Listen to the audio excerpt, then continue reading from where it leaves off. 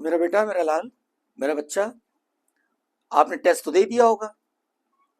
अब test paper का solution देख लो और उसको अच्छे से देखो। एसकेवी चैनल पे पूरी सुविधा प्राप्त है। टेस्ट भी दो, टेस्ट का सोल्यूशन भी देखो और अपने आप को एकदम करेक्शन में डालते जाओ। जितना बढ़िया करते जाओगे उतना बढ़िया आगे बढ़ते जाओगे। तो आज मैं ये जो टेस्ट पेपर है 23 को हुआ है, ये उसका सोल्यूशन है, केमिस्ट्री का सोल्यूशन है। वैसे मुझे देख ही रहे हो तो केमिस्ट्री की बात शुरू हो चुकी है। तो क्वेश्चन नंबर 46 हम स्टार्ट करते हैं। और खास बात ये है, एक एक क्वेश्चन को अच्छे से समझो, उसमें कंसेप्ट भी समझ में आएगा। तो अगर कहीं कंसेप्ट में थोड़ा सा झोल होगा, कोई प्रॉब्लम होगी, कोई लोचा होगा, तो वो ठीक हो जाएगा। ठीक है, बस उसकी प्रैक्टिस आपको करनी पड़ेगी। तो मैं पहले 20 क्वेश्चन सॉल्व करने जा रहा हूं, एक एक क्वेश्चन को देखते जाइए। देखिए, ये कह रहा है match the list first and second. इसमें कह रहा है molecules obeying octet rule. Octet rule जानते हो? तो ऑक्टेट रूल के हिसाब से अगर देखा जाए तो CCl4 हमको साफ दिख रहा है। CCl4 ये इसमें ऑक्टेट रूल को फॉलो कर रहा है। ये ऑक्टेट रूल को फॉलो कर रहा है। इसको देखते ही आपको पहचान जाना चाहिए कि ऑक्टेट रूल को फॉलो कर रहा है।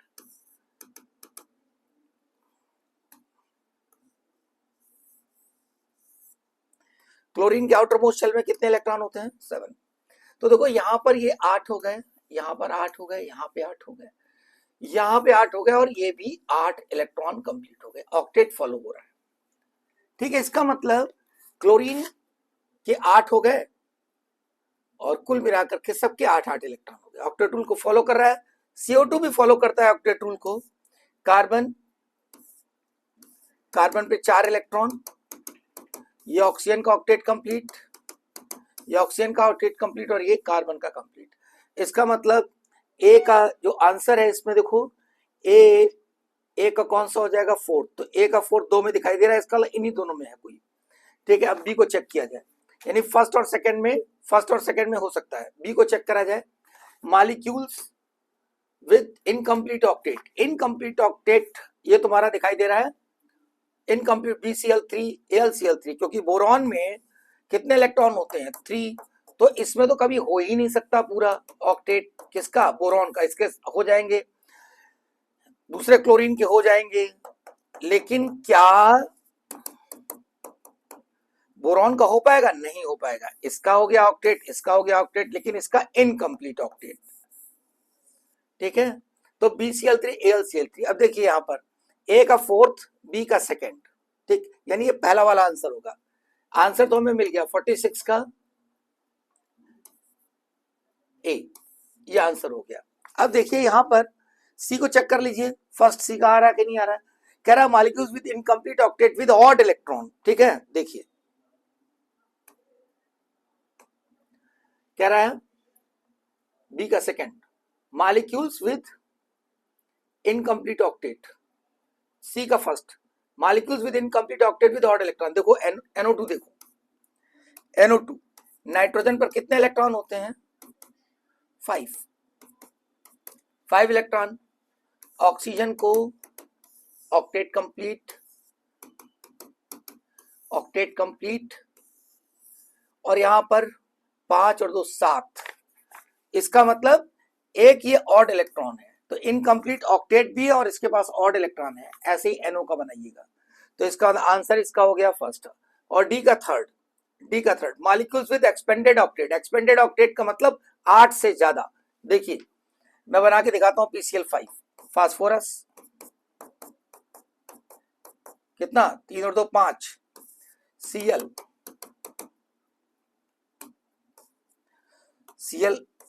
ये 8, ऐसे ही इसका 8, इसका 8 हो गया, इसका 8 हो गया,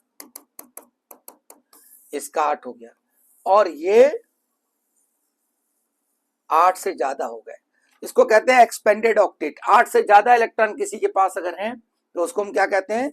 एक्सपेंडेड ऑक्टेट। तो ये हो गया। तो 46 का फर्स्ट। चलिए आगे चलते हैं। 47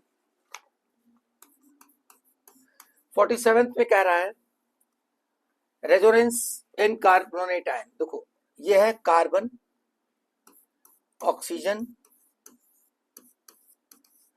ये ऐसा हुआ, इसके डीलोकलाइज स्ट्रक्चर हुए,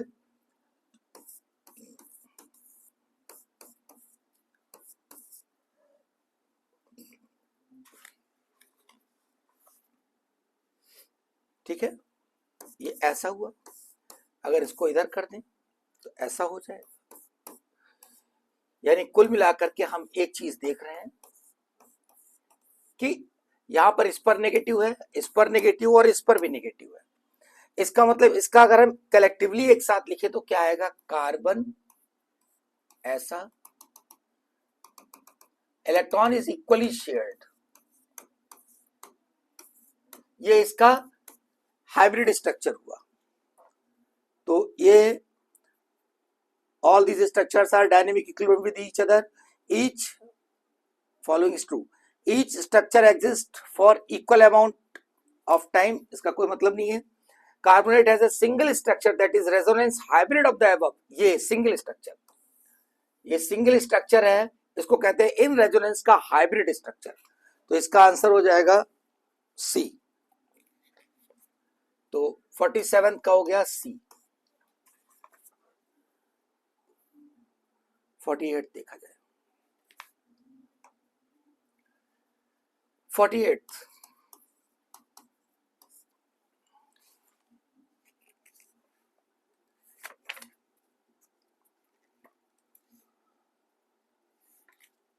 पहले BrF5 को देखें। BrF5, अब देखिए यहां पर इसको ध्यान से समझिए। एक फ्लोरीन को एक इलेक्ट्रॉन चाहिए होता है, तो 5 फ्लोरीन को 5 इलेक्ट्रॉन चाहिए। ब्रोमीन कितने दे सकता है, 7।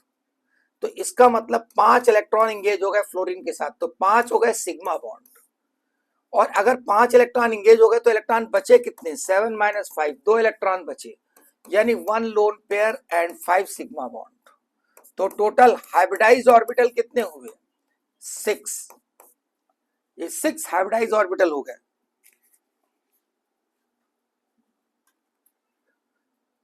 6 हाइब्रिडाइज ऑर्बिटल और 5 सिग्मा बॉन्ड इसमें। तो जरा देखा जाए bent structure, square planar, bent square planar, trigonal bipyramidal और ये ऑक्टाहेड्रल, ठीक है। तो जरा इसमें देखा जाए BrF5 का एक 5 सिग्मा बॉन्ड और एक लोन पेयर, 6। देखो ये होगा,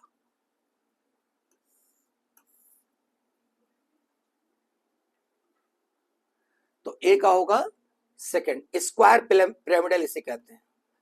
5 सिग्मा बॉन्ड और एक lone pair, this is square pyramidal, ठीक है। BrF5 देखो यहां पर CrF6 दिखाई दे रहा है, 6 कभी भी होंगे तो क्या कह दोगे, ऑक्टाहेड्रल। तो बी हो गया ऑक्टाहेड्रल 4th। अब देखो ए का सेकंड और बी का ये 4th, इसी में सी में मिल रहा है, सी में मिल रहा है, तो सी इज द आंसर। ए का सेकंड, बी का 4th, सी का फर्स्ट। सी का फर्स्ट यानी बेंट स्ट्रक्चर, जो ओजोन होता है, ओजोन का स्ट्रक्चर इस तरह का होता है, and it is bent structure.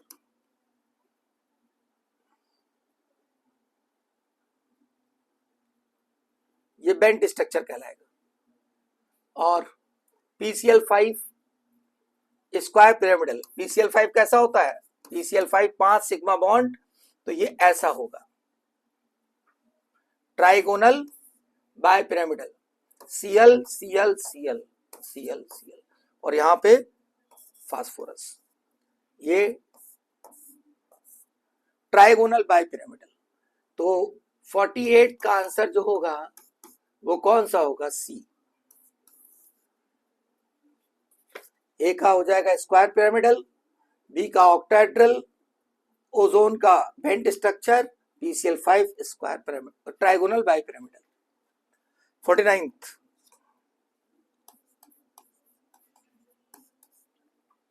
which of the following pair molecules contain odd electron molecule and expanded octet molecule. अब देखो BCl3 में इनकम्प्लीट ऑक्टेट है, लेकिन वो कह रहा है ऑड इलेक्ट्रॉन के साथ होना चाहिए। तो ऑड इलेक्ट्रॉन हमारे पास क्या है, NO, NO पे ऑड इलेक्ट्रॉन है,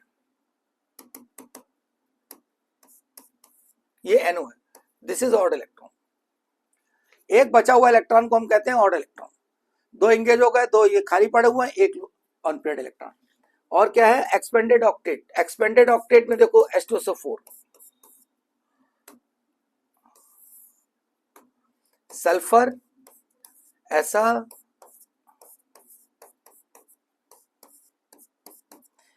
तो अब देखिए ये इलेक्ट्रॉन, ये इलेक्ट्रॉन, ये सब इलेक्ट्रॉन सल्फर का एक्सपेंडेड ऑक्टेट है। 4 4 8 और 4 12, यानी ये 12 इलेक्ट्रॉन की वजह से क्या कहलाएगा, एक्सपेंडेड ऑक्टेट। और यहां पर ये क्या है, ऑड इलेक्ट्रॉन। और ऑड इलेक्ट्रॉन और किसी में नहीं है, NO के अलावा किसी में भी ऑड इलेक्ट्रॉन नहीं, सबके स्ट्रक्चर आप बना के देख सकते हैं। तो 49 का answer be 50।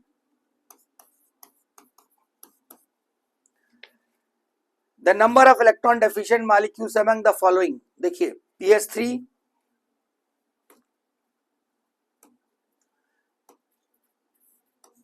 PH3, B2H6, CCl4, NH3, LiH, BCl3।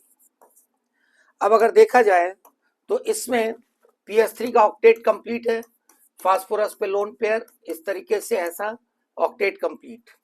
CCl4 octet complete, NH3 octet complete, यहां पर डुप्लेट कंप्लीट।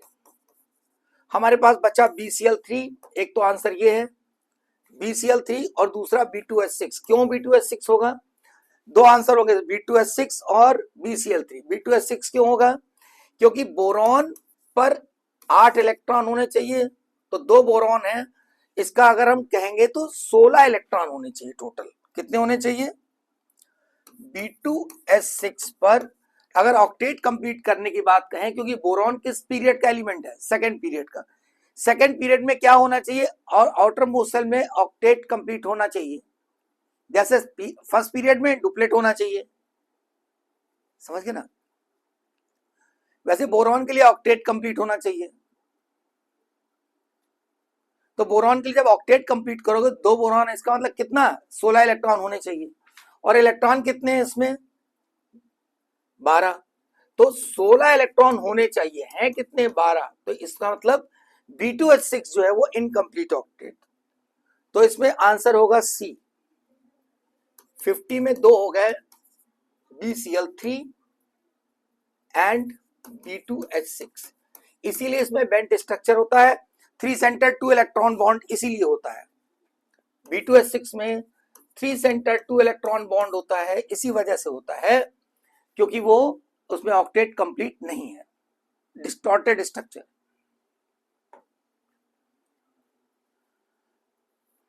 (51)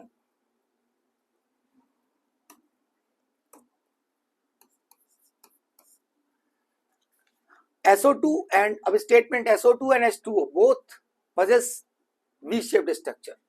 SO2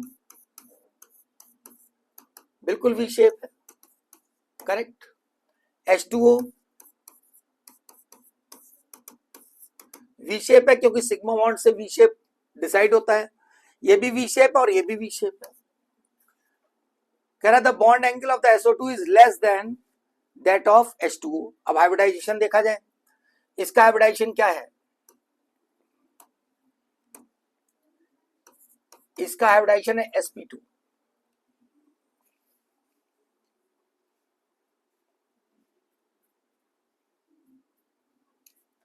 इसका sp2 है, तो एंगल कितना होगा, लगभग 120 के आसपास होगा, लगभग, क्योंकि लोन पेयर से रिपल्शन होगा तो थोड़ा कम हो जाएगा। और यहां पर क्या है, sp3, तो यहां पर एंगल कितना होगा, 109 डिग्री के आसपास होगा। और वैसे होता कितना है इसका, 104 डिग्री 5 मिनट, करेक्ट। लेकिन हमें यहाँ गेस करना है, तो sp2 है तो यहाँ 120 डिग्री के करीब, ये sp3 है तो 109 के करीब, तो क्या होगा, SO2 का बॉन्ड एंगल बड़ा होगा, the bond angle of SO2 is less than, तो ये रॉन्ग है। तो पहला स्टेटमेंट करेक्ट है, first statement right and second statement is wrong. तो आंसर कौन सा होगा? First is correct and second is incorrect. तो 51 का आंसर डी। 52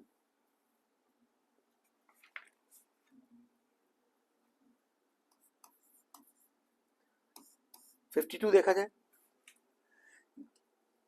अब ये कह रहा है given below the two statements one is labelled assertion zero orbital overlap is an out of phase overlap. देखिए मान लेते हैं कि जो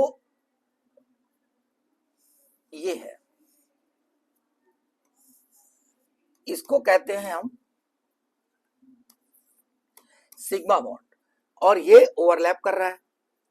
अब वो क्या कह रहा है? जीरो ऑर्बिटल ओवरलैप, इसका मतलब ओवरलैप ना करे। तो यहां पे तो ओवरलैप होगा। ओवरलैप कब नहीं करेगा?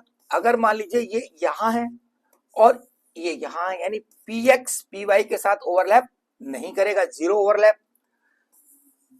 पी एक्स पी जेड के साथ नहीं करेगा। तो अब ये क्या है? ये एक ही फेज में है और ये क्या है? Out of phase. मतलब पी एक्स पी वाई से ओवरलैप क्यों नहीं करेगा? क्योंकि ये आउट ऑफ फेज है। अगर एक ही फेज में होंगे तो हमें जीरो ओवरलैप नहीं मिलेगा, हमें ओवरलैपिंग मिलेगी। तो zero orbital overlap is an out of phase overlap. ठीक है। और कह रहा है it results due to the different orientation A and R true. बिल्कुल सही है। Zero orbital overlap is an out of phase. ये देखो आउट ऑफ फेज है, यानी ये उसी फेज में है। ये भी एक्स में ये भी एक्स में ओवरलैप कर रहे हैं, लेकिन ये एक्स में और ये वाई में तो ओवरलैप नहीं कर रहे हैं, ये ओवरलैप नहीं कर रहे हैं। तो it results due to the different orientation, इनके ओरिएंटेशन अलग अलग है तो ओवरलैप नहीं कर रहे हैं। इसका मतलब ए सही है, आर भी सही है और उसका रीजन भी सही है। Correct explanation. तो 52 का ए करेक्ट। 53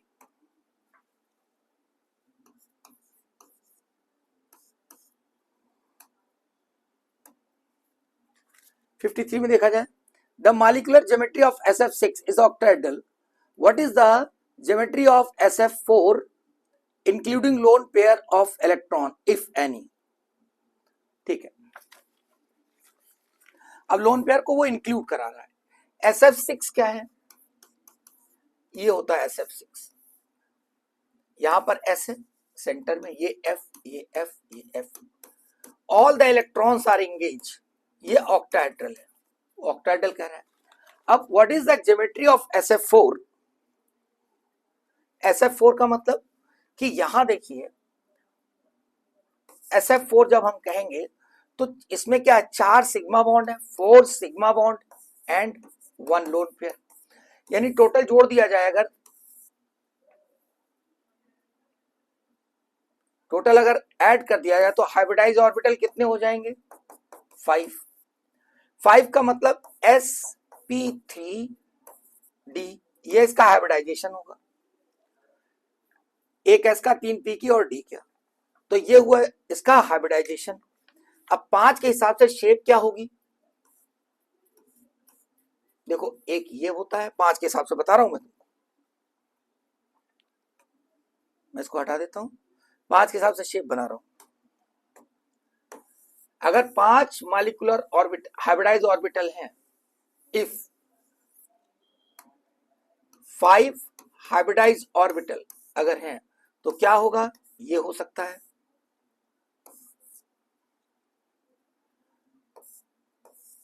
ये हो सकता है,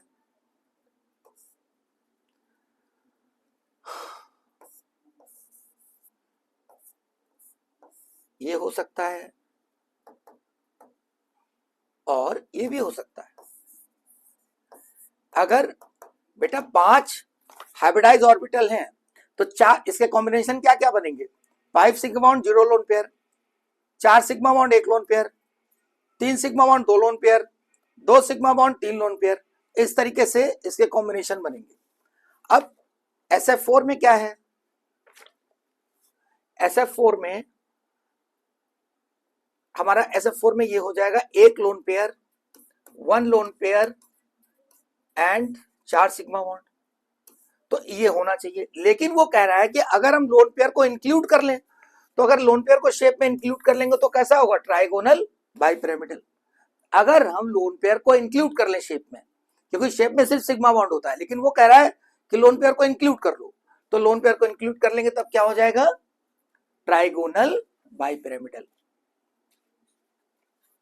तो 53 का बी आंसर हो जाएगा।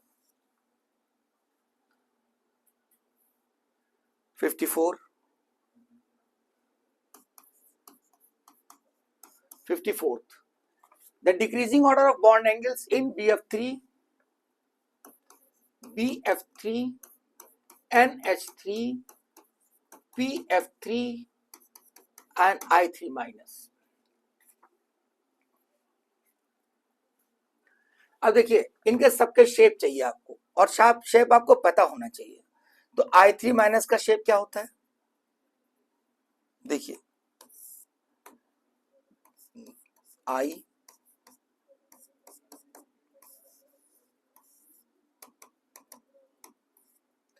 ये I-3, उसके बाद NH3 का ये NH3, PF3,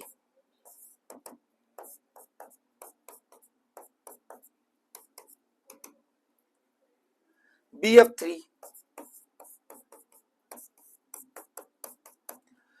इसमें एंगल 120 डिग्री, यहां पर 180 डिग्री स्ट्रेट है, देखो 180 डिग्री, यहां पर 107 डिग्री। अब इन दोनों में अगर देखा जाए तो इसका साइज यहाँ पे बड़ा है, ये इसको क्या करेगा, इसको दबा देगा, तो इसका एंगल लेस देन 107 डिग्री हो जाएगा। NH3 से कम होगा PS3 का एंगल, तो ऑर्डर क्या बन जाएगा, सबसे ज्यादा होगा I-3, फिर होगा BF3, फिर NH3, यानी ये बन जाएगा ए आंसर हो जाएगा इसका। देखिए मैंने बना भी दिया इसको, NH3 और PS3 में NH3 का ज्यादा होगा एंगल, क्योंकि लोन पेयर क्या करेगा, इसको दबा देगा। और ऐसे भी समझ सकते हो कि अगर NH3 है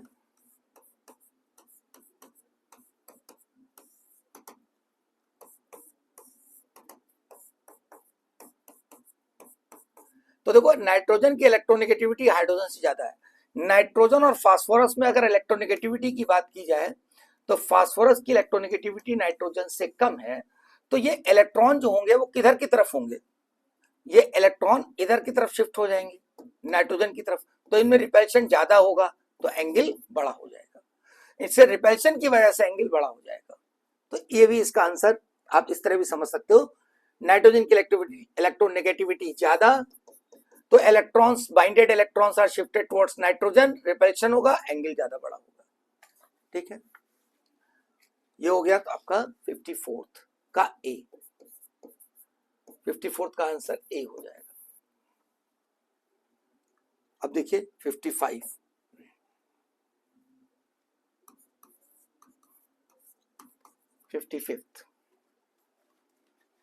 the correct geometry is represented by. अब ये इसकी खूब प्रैक्टिस होनी चाहिए, जितनी तेज प्रैक्टिस करोगे उतनी तेजी से आएगा।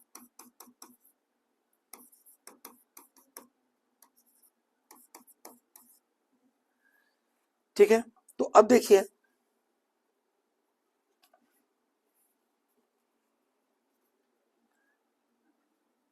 इनकरेक्ट कह रहा है, BF3 कैसा होता है, अब देखिए अब BF3 ये होगा, NF3 क्या होगा, पिरामिडल होगा, मैं सब बना देता हूं, ये होगा। AsF5 कैसा होगा, trigonal bipyramidal, F F F F AS यहां पर होगा और AF। H2O कैसा होगा, बेंट स्ट्रक्चर। तो देखो ये ट्राइगोनल प्लेनर मैच कर रहा है, NF3 पिरामिडल, ये ट्राइगोनल प्लेनर गलत हो गया, यानी इसका मतलब बी इज आंसर, ये गलत हो गया। ठीक है, उसके बाद 56, 56, which of the following conversions involve change in both shape and hybridization. देखो BF3 अगर BF4 में जा रहा है तो BF3 में हाइब्रिडाइजेशन क्या होता है, बिल्कुल तैयार होना चाहिए ये। इसका हाइब्रिडाइजेशन है sp2 ट्राइगोनल प्लेनर, और इसका हाइब्रिडाइजेशन क्या हो जाएगा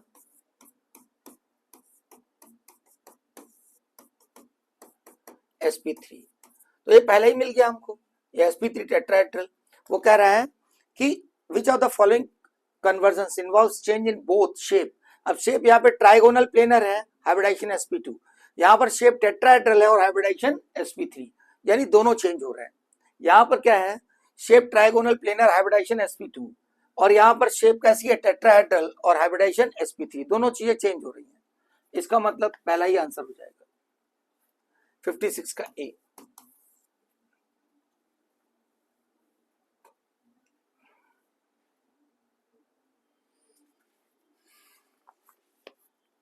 अब देखिए 57 देखिए,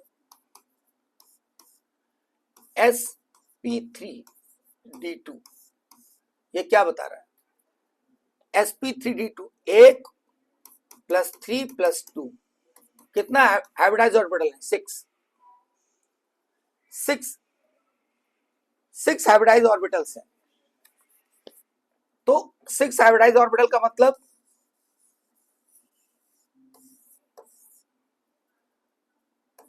ये ऑक्टाहेड्रल होना चाहिए, ठीक है। इज नॉट डिस्प्लेड बाय, देखो SF6 होगा क्योंकि 6 ऑर्बिटल है इसमें, CRF6 होगा 6 है इसमें, BRF5 में क्या है, यहां पर 5 सिग्मा बॉन्ड और 1 लोन पेयर,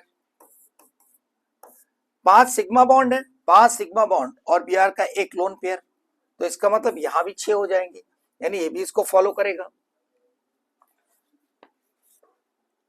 तो PF5 is the answer. sp3d2 hybridization is not displayed by PF5। PF5 क्या होता है, sp3d 5 है ना इसमें, sp3d 5 ऑर्बिटल्स, तो answer should be B.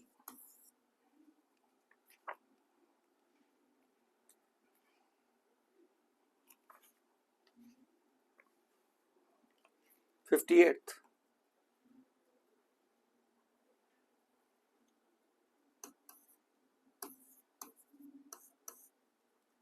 the group of molecules having identical shape। अब अगर देखा जाए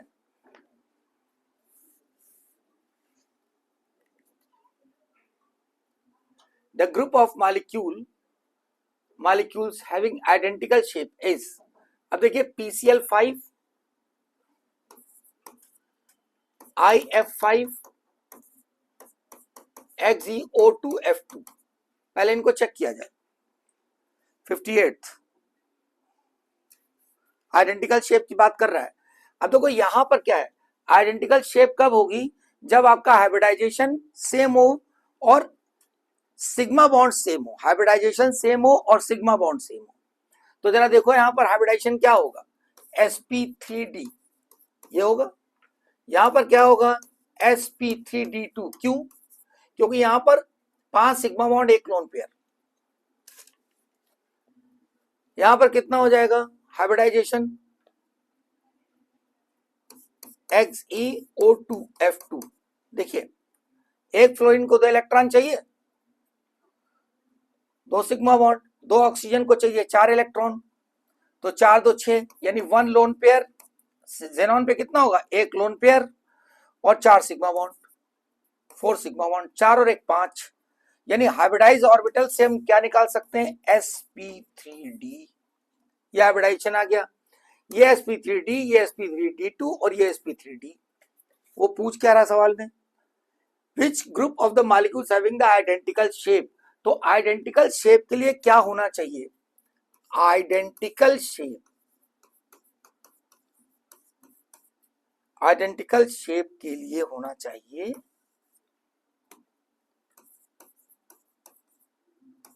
आइडेंटिकल शेप के लिए क्या होना चाहिए?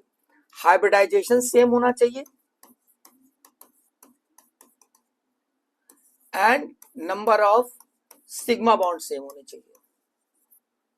ये दो चीजें अगर सेम होंगी, हाइब्रिडाइजेशन सेम हो और number of sigma bond same हो, तो शेप सेम हो जाएगी। ठीक है, तो चलो चेक करते हैं। तो ये पहला वाला तो गलत हो गया। BF3 ये क्या होगा?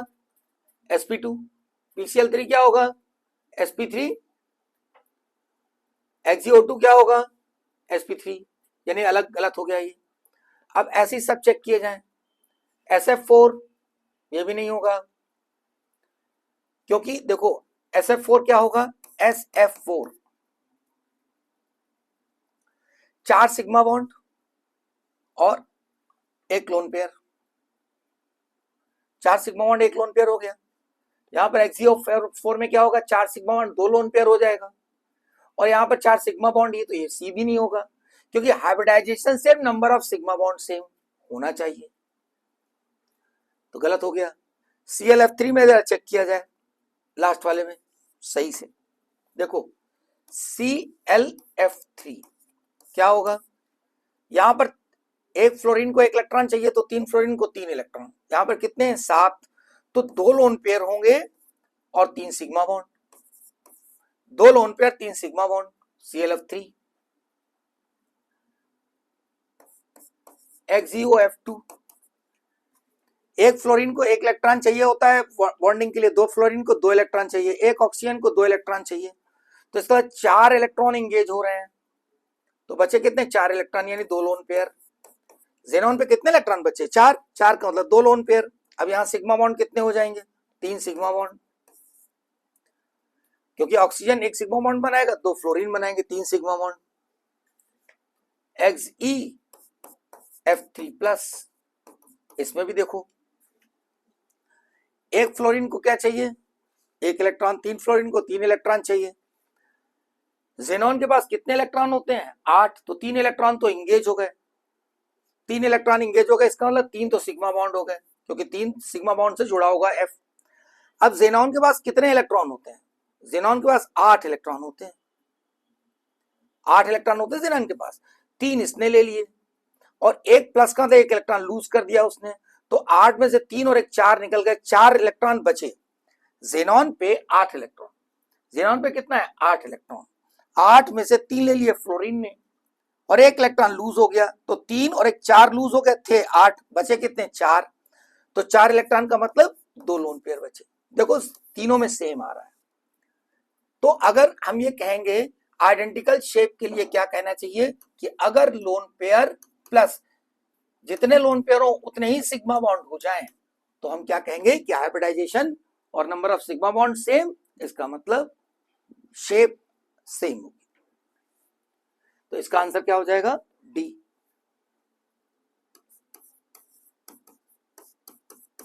ये हो गया 58 का डी। 59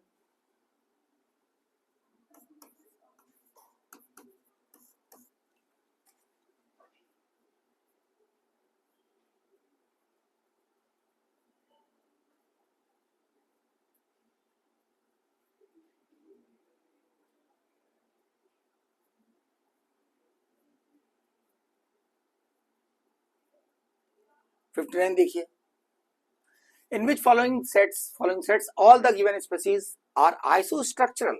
वही बात, आइसोस्ट्रक्चरल कैसे कहेंगे?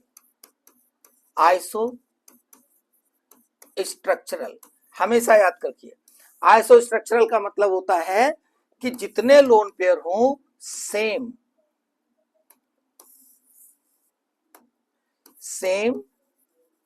Number of lone pair and sigma bond. अगर ऐसा हो गया तो आइसो स्ट्रक्चरल होगा। चलिए देखते हैं। तो ये है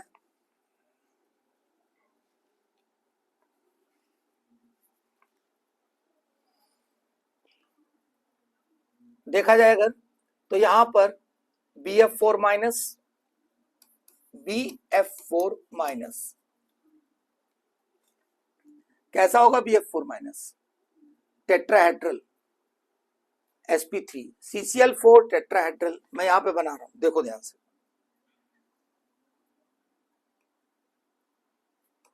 देखो B F F F minus एक हो गया CCl4। ऐसे बनाते चले जाओ, अपने आप समझ में आ जाएगा। CCl4 NH4 प्लस,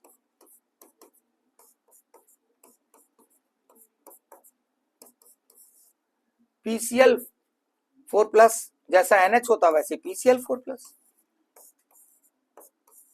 कैसे?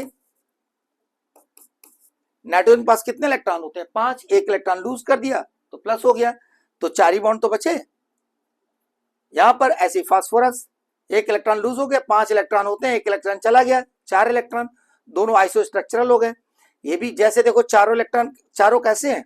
टेट्राहेड्रल, चारों पे सिग्मा बॉन्ड है, 4 सिग्मा बॉन्ड है, 0 lone pair, 4 sigma bond 0 lone pair. तो ये कैसे हैं? आइसोस्ट्रक्चरल, इनका स्ट्रक्चर सेम है। तो अगर lone pair sigma bond same आ जाएंगे तो हम क्या कहेंगे? आइसोस्ट्रक्चरल।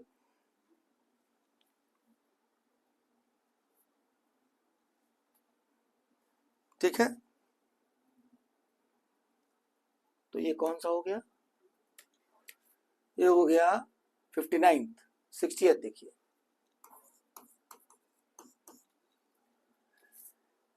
in which of the following pairs the two species are not isostructural? बस वही चीज हमें क्या करना, आइसोस्ट्रक्चरल के बारे में बहुत इंपॉर्टेंट है सब सवाल। आइसोस्ट्रक्चरल के बारे में अगर देखना है तो क्या करना पड़ेगा? आइसोस्ट्रक्चरल के बारे में हमेशा बस sigma bond and lone pair same होने चाहिए। कह रहा है in which of the following pairs the two species are not isostructural. देखिए PCl4 प्लस टेट्राहेड्रल, ये भी दोनों टेट्राहेड्रल है, ओरल करिए। PCl4 plus SiCl4 plus tetrahedral. PF5 यानी 5 बॉन्ड या PF5, कोई लोन पेयर नहीं। यहां पर देखिए BrF5, 5 सिग्मा बॉन्ड और 1 लोन पेयर, यानी B इज द आंसर। देखो PF5 कैसा होगा? ये होगा।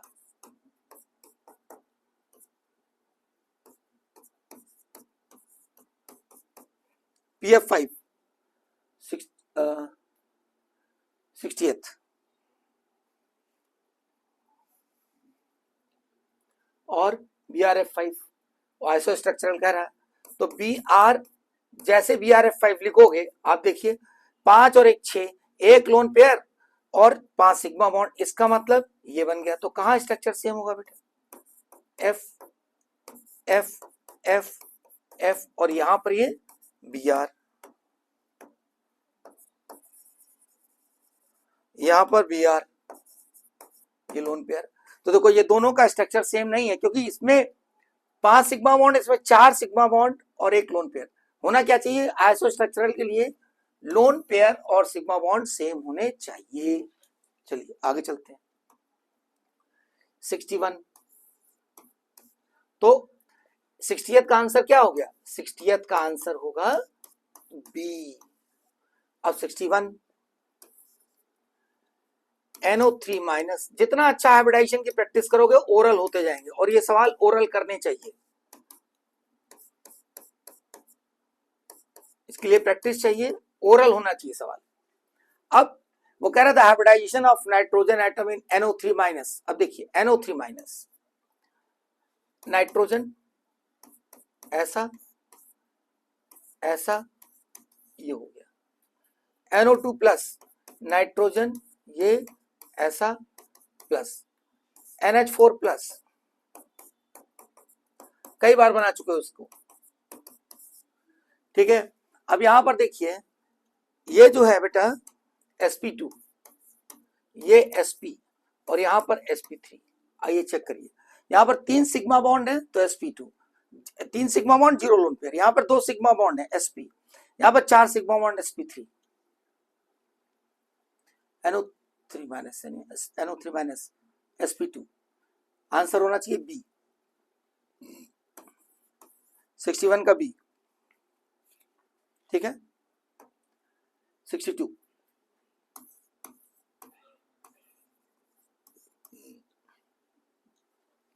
The maximum number of 90-degree angles between bond pair and bond pair of electrons observed in. अब पहले बना लो शेप. DsP3 hybridization यानी sp3d.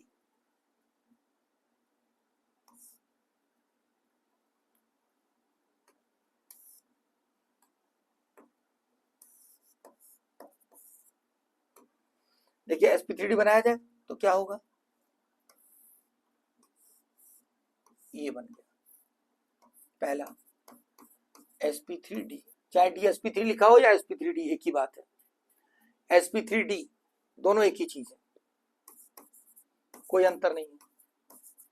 dsp2, dsp2 का मतलब planar.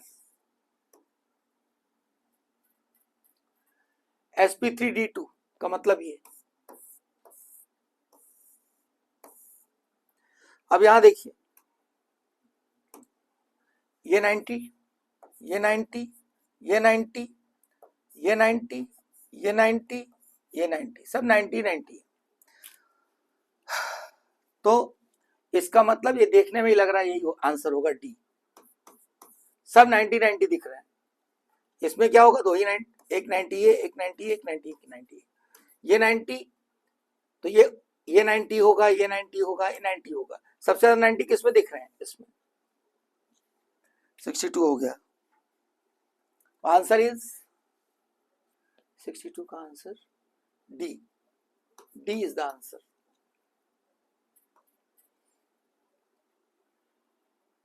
Sixty 63rd, the correct order of bond angles. देखिए वो ध्यान से सुनिए, बहुत important. H2S, NH3, BF3, SiH4. Hybridisation लिखो, sp3, sp3, sp2, sp3. यह हाइब्रिडाइजेशन होता है. अब देखिए यहां पर H2S के लिए देखो, H2S ऐसा है, NH3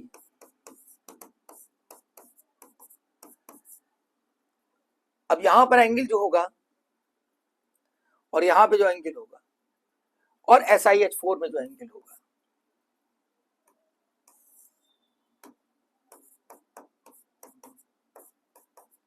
पहले ये बना लो. और BF3 कैसा होता है, ट्राइगोनल प्लेनर sp2. यहां पर एंगल 120, यहां पर 109 के आसपास. अब ये भी दोनों 109 होंगे. तो ये तो बात कंफर्म हो गई ना कि सबसे बड़ा किसका होगा, BF3 का. तो BF3 इन तीन में सब दे रहा है, ये लास्ट वाला तो नहीं होगा. ठीक. अब देखिए ये, उसके बाद लोन पेयर अगर आ गया तो एंगल कम हो जाएगा, यानी उसके बाद SiH4 होगा. लोन पेयर अगर आएगा तो क्या करेगा, रिपेल करेगा तो एंगल कम हो जाएगा. ये भी रिपेल करेगा, कम हो जाएगा. तो BF3, SiH4, H2S, फिर NH3. समझ गए बात को. This is the answer.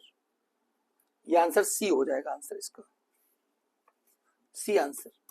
क्यों, देखो BF3 हो गया 120, SiH4 109. अब यहां लोन पेयर आ गए, तो अगर दो लोन पेयर है तो ज्यादा इसको पुश करेंगे तो इसका एंगल कम हो जाएगा. यहाँ एक ही लोन पेयर है. क्यों, इसके बारे में पता है आपको. लोन पेयर रिपल्शन, फिर lone pair bond pair repulsion, फिर बॉन्ड पेयर रिपल्शन. तो ये सबसे ज्यादा रिपल्शन, तो ये रिपेल ज्यादा करेगा, ये रिपेल ज्यादा करेगा. ज्यादा रिपेल करेगा तो एंगल छोटा हो जाएगा. तो सबसे छोटा एंगल किसका होगा, H2S का. तो सी इज द आंसर. 63 हो गया. 64,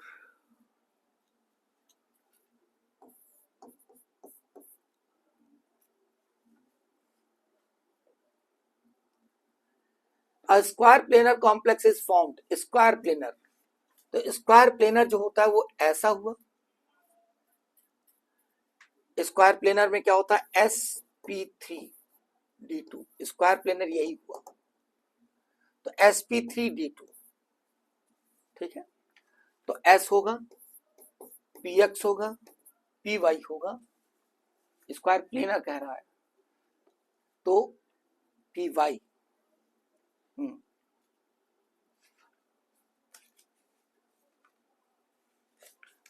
देखो यहां पर स्क्वायर प्लेनर कहने का मतलब इसका यह है 4 ऑर्बिटल सिर्फ यूज कर रहा है, यानी हाइब्रिडाइजेशन sp3dz d2 ना होकर के इसका जो हाइब्रिडाइजेशन होगा वो होगा, क्योंकि इसने ये दो तरीके के होते हैं ना बेटा स्क्वायर प्लेनर, एक ये वाला होता है और एक ये होता है।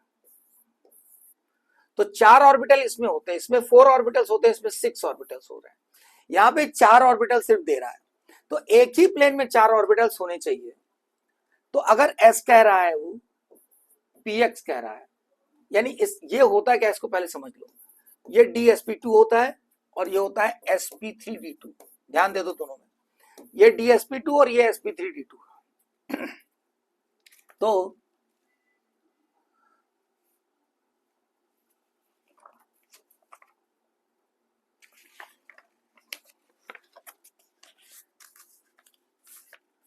तो यहां पर 4 ऑर्बिटल एक ही प्लेन में, देखो ये चारों ऑर्बिटल कैसे हैं, एक ही प्लेन में होने चाहिए, ये एक ही प्लेन में होना चाहिए। तो एक s हो गया, एक px हो गया। अब जैसे हम लिखेंगे py, तो इसका मतलब जो चौथा ऑर्बिटल होना चाहिए वो भी xy प्लेन में होना चाहिए। तो देखो ये xy है तो xy प्लेन में नहीं है, तो ये a नहीं हो सकता, b वाला हो जाएगा।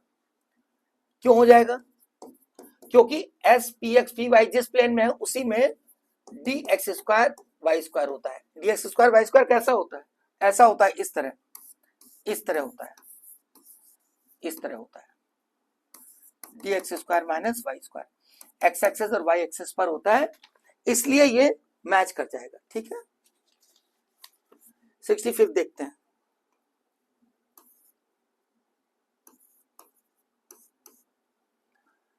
in which of the following species is the underlined carbon having sp3 hybridization, देखो CH3COOH में देखा जाए,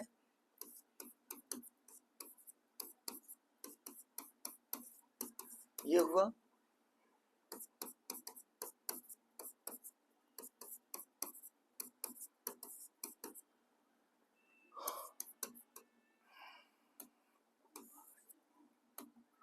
ये हुआ तुम्हारा CH3,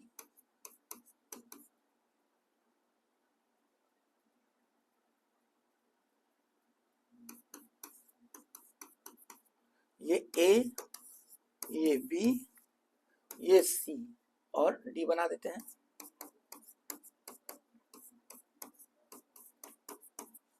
तो देखो यहां पर ये sp2 है, इसे इन्होंने मेंशन किया है, ये तुम्हारा sp3 है क्योंकि 4 बॉन्ड दिखाई दे रहे हैं, यहां पर 3 सिग्मा बॉन्ड है sp2, इसे मेंशन किया है, यहां पर देखो 3 बॉन्ड है sp2, यहां पर ये भी 3 बॉन्ड है sp2, आंसर इज बी, तो 65 का बी। चलिए इतने सवाल अच्छे से करिएगा, इसके आगे का नेक्स्ट पार्ट हम कल आपको देंगे, बहुत अच्छे से करिएगा, दैट्स ऑल।